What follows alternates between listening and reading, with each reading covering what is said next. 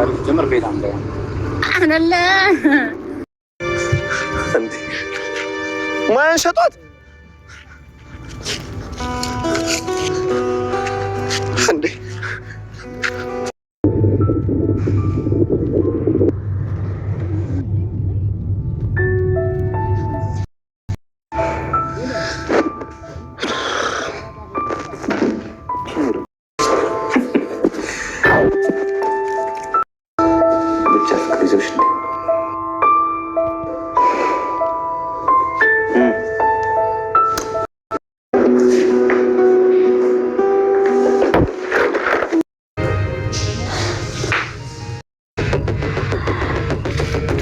ከማን ጋር እንደተጋፈጥሽ ገና አልገባሽም።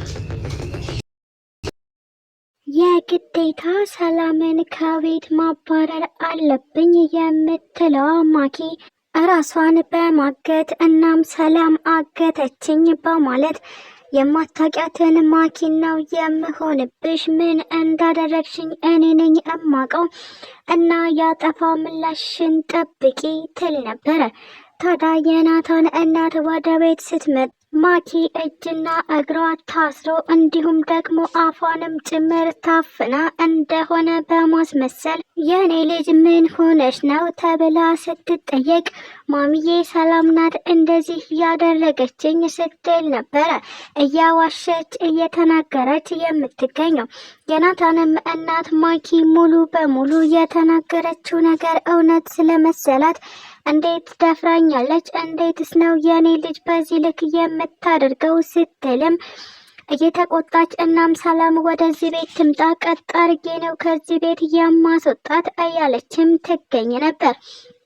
በዚህ ነገር የተደሳሰተችዋ ማኪ ሰላም ማን እንደሆንኩ አላወቅሽኝም፣ አሁኑኑ ቀጥ ብለሽ ከዚህ ቤት ትወጫታለሽ ስትል ነበረ። እናንተ ስትሄዱ ምን እንደምታደርገኝ አታውቁም፣ ምግብ እንኳን አትሰጠኝም እና ሰላም እኔን በብዙ መንገድ ነው እየተበቀለችኝ ያለችው። ነገር ግን እኔ ለሷ ክፉ አይደለሁም፣ ምን እንዳደረኳት በፍጹም አላውቅም ትል ነበረ። ይህንን እያሰማቸው ሮዛ ቆይ እማዬ እንዴት ብለሽ ነው ከኔ ይልቅ እሷን የምታምኚው? ሰላም በጭራሽ እንደዚህ አላደረገችም እና ደግሞ ሰላምና እኔ አብረን ነው የወጣ ነው እያለችም ለእናቷ እያስረዳቻት ትገኝ ነበረ።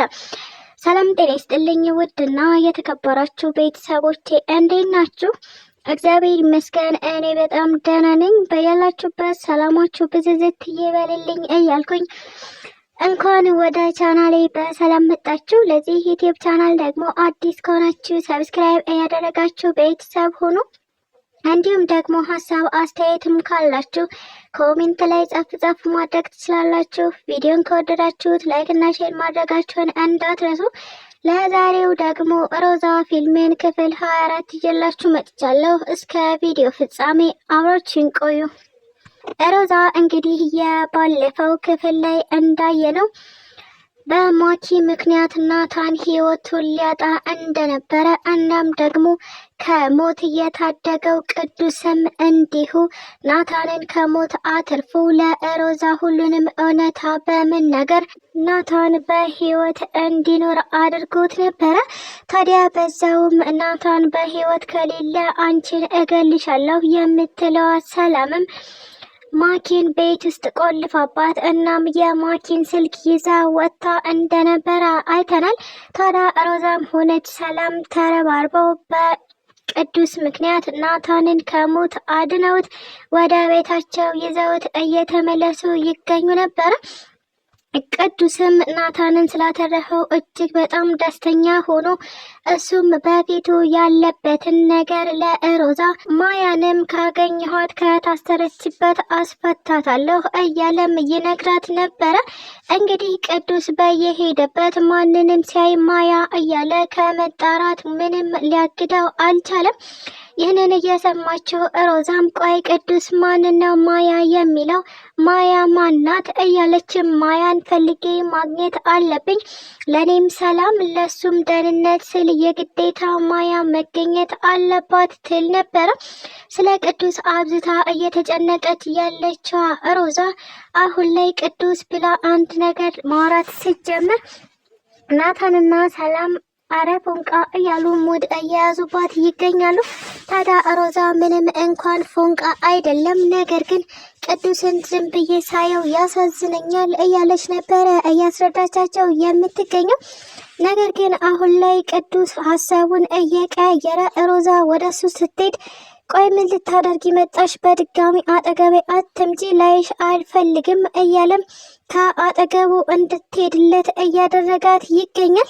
ሮዛም በዚህ ነገር እጅግ በጣም አዝና ወደ ቤቷ በመመለስ ቅዱስ እኮ በድጋሚ ወደ እኔ እንዳትመጪ አለኝ ስትልም ለናታን እንደከፋትና ድብርት ውስጥ እንደገባች እየነገረችው ትገኝ ነበረ።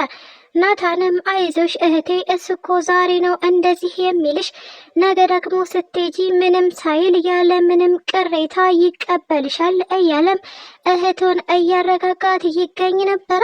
በሌላ በኩል ደግሞ ሰላምን ለማባረር ሴራዎችን እየጠነሰሰች የምትገኘዋ ማኪ አሁንም ይህ ሴራ ሳይሳካላት እናም ሰላም ሳትባረር ስትቀር እጅግ በጣም ተናዳ ትገኝ ነበረ። ሰላም የሄደችው ከኛ ጋር ነው፣ ነገር ግን የማኪ ስልክ ይከፈትና አንድ የማየው ነገር አለ የምትለው ሮዛ ማኪን ለመጣል አሁን ጥሩ ምክንያት አግኝታ ትገኛለች። እሱም የማኪ ስልክ ከተከፈተ ስልኳ ውስጥ የሚገኙ ብዙ ፋይሎች ስላሉ እነሱ ይታዩብኛል ብላ በማሰብ ስልኬን አልከፍትም ስትል ነበር እያጭበረበረች እንደሆነ እየተነቀባት የምትገኘው። ነገር ግን ስልኳን ከፍታው ቢሆን ኖሮ ሰላምና ሮዛ ስልኳ ውስጥ ያለውን ፋይል እንዳለ አጠፋፍተውባት ነበር። በዛ ቪዲዮ እያስፈራራች ናታንን ለማግባት ሙከራ ለማድረግ እየሞከረች ትገኝ ነበረ። ነገር ግን ሰላምና ሮዛ በጥንካሬያቸው ብዛት የማኪን ፋይል ሙሉ በሙሉ በመደለት አንዳችም ነገር አስፈራርታ እንዳታደርግ አድርገዋት ይገኛሉ።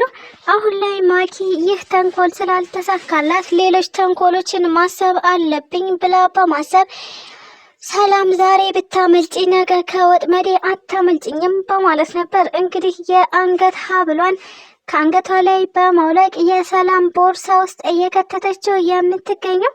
ማኪ አሁን ላይ ያወጣችው እቅድ ሰላም የአንገት ሀብሌን ሰርቃኛለች፣ እናም እቺ ልጅ ከቤት ትውጣ፣ እሷ የማትወጣ ከሆነ ማሚዬ እኔ እሄዳለሁ የሚል ሀሳብ ነበረ። እንግዲህ መቼም ቢሆን በእንደዚህ አይነት ነገር ሰላም አትጠረጠርም። ለዚህም ደግሞ ናታንና ሮዛ አሁንም ከሰላም ጎን ናቸው። ምክንያቱም ሰላምን ጥንቀቅ አድርገው ስለሚያውቋት ትሰርቃለች ወይም ደግሞ ታጠፋለች የሚለው አንዳችም ሀሳብ አይኖርባቸው። በድጋሚ አሁንም ማኪ ትወረዳለች ብለን እናስባለን። ስለተከታተላችሁኝ እጅግ አድርጌ አመሰግናለሁ። ለቻናሉ ደግሞ አዲስ ከሆናችሁ ሰብስክራይብ ያደረጋችሁ ቤተሰብ ሁኑ። እንዲሁም ደግሞ ሀሳብ አስተያየትም ካላችሁ ኮሜንት ላይ ጻፍ አድርጉልኝ።